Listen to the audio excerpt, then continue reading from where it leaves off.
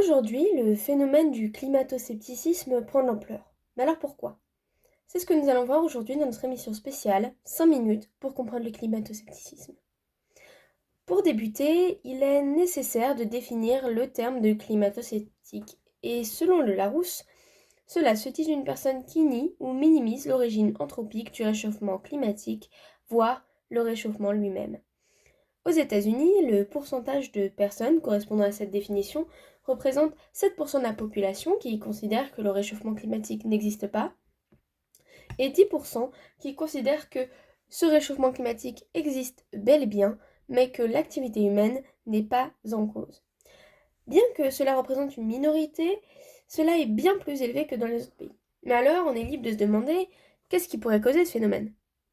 Le climato-scepticisme aux États-Unis s'explique par plusieurs phénomènes.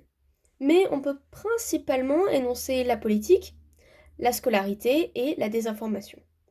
Pour débuter avec la scolarité, l'apprentissage et leur programme scolaire est très différent d'une autre et est facilement modulable et changeable en fonction des demandes.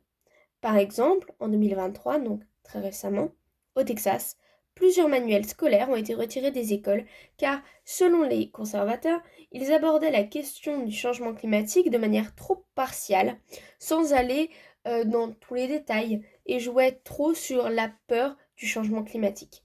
Ils ont donc décidé, à la majorité, de les écarter des écoles.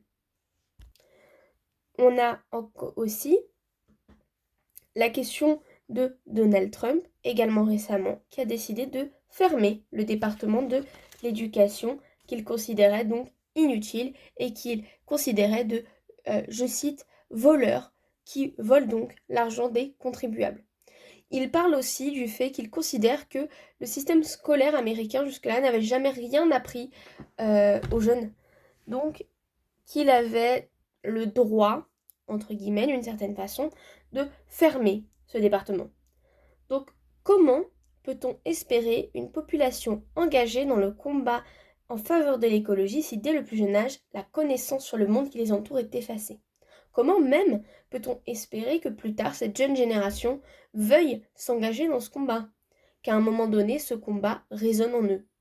Et qu'ils essayent de sauver finalement ce qui a besoin. Plus, si l'on se penche plus précisément sur le rôle de la politique dans ce phénomène, on remarque donc que les républicains sont moins ouverts aux démarches écologiques que les démocrates, ce qui rend la question plus complexe. On connaît, sur les dernières années, 20 présidents qui ont été républicains. Et finalement, à chaque fois que des démarches ont été effectuées, par rapport au changement de président, on va avoir donc des alternances et un changement de situation drastique.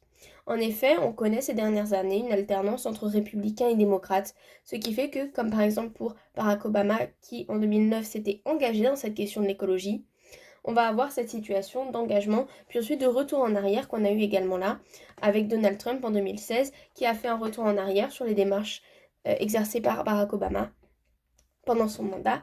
Et d'ailleurs, avec Trump, étaient arrivés donc les climato-sceptiques plus actifs que jamais en 2016. À cela s'ajoute finalement la désinformation, grand acteur de ce phénomène. En effet, on remarque qu'aux États-Unis, de nombreux articles diffusent de fausses informations concernant le climat. D'ailleurs, cela est toujours en expansion. Et on peut voir que très récemment, avec l'ouragan Milton, ces articles, alimentés d'ailleurs par les camps républicains, n'ont fait qu'augmenter. En effet, les républicains jouaient sur ces éléments pour pouvoir gagner des électeurs et continuer à propager leurs idéaux. Cette désinformation, elle s'étend car elle se base sur la peur justement du réchauffement climatique qui est très présente. Il est donc plus simple pour les gens de penser qu'il n'existe pas plutôt que d'affronter finalement cette fatalité qu'est le changement climatique qui est inévitable. Pour conclure, on peut voir que le climato-scepticisme, il vient de plein de facteurs aux États-Unis.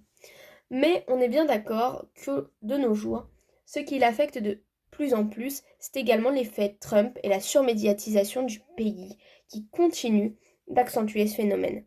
On peut donc se demander qu'en sera-t-il de l'avenir du pays concernant les démarches écologiques